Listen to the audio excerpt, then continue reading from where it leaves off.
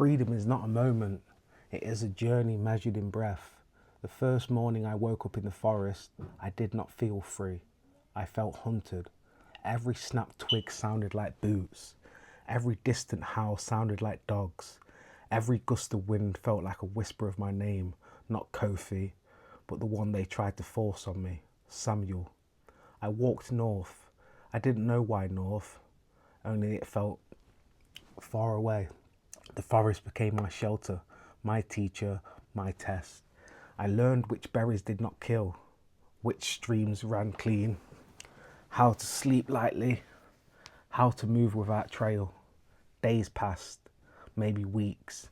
Time was no longer counted in bells, but in survival. Twice I heard riders in the distance.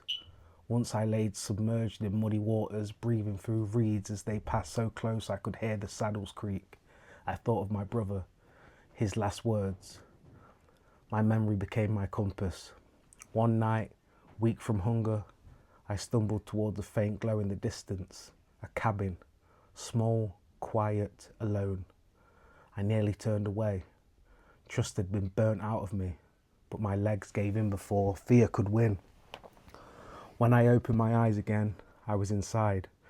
A woman sat across from me, older, sharp eyes, steady hands. She said nothing at first. She handed me water, real water, clean, cool. You crossed the river, she said finally. It wasn't a question. I nodded. You're not the first. Her words felt unreal. Not the first? She moved quietly, checking the door and the windows. You can stay one night, she said, then you move again. Why? I asked. She looked at me carefully. Because someone once helped me. That was the first time I understood something bigger was happening. Small lights, hidden in darkness, passing strength from one hand to another. The next night she led me part of the way north. Before we separated, she pressed something into my hand, a small folded piece of cloth. Inside it, letters written. You know how to read, she asked. Some, I replied.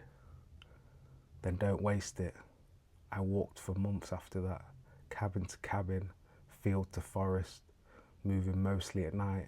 There were whispers of safe places further north, of land where chains had less reach, of people who would not return you for money. Not everyone made it.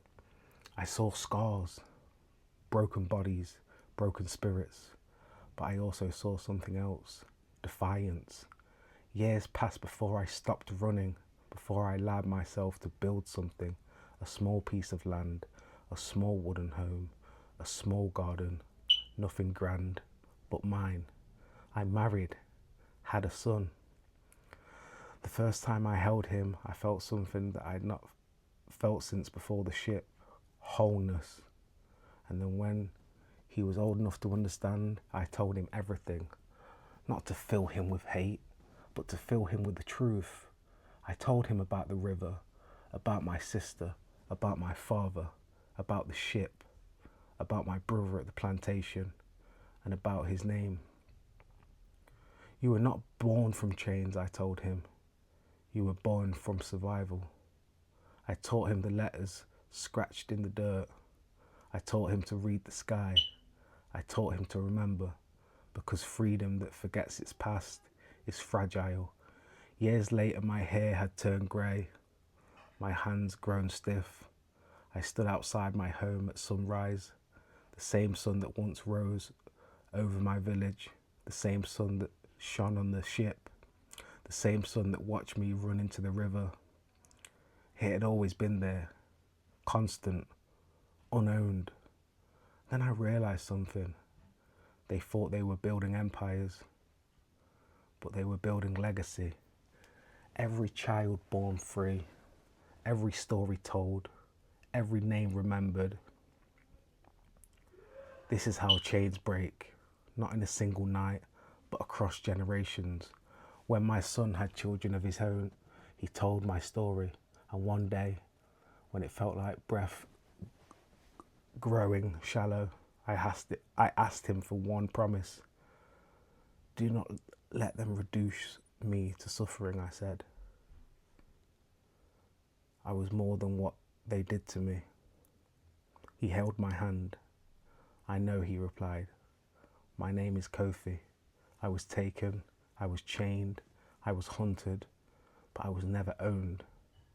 And if you are hearing this, then my story lived, and that there is freedom.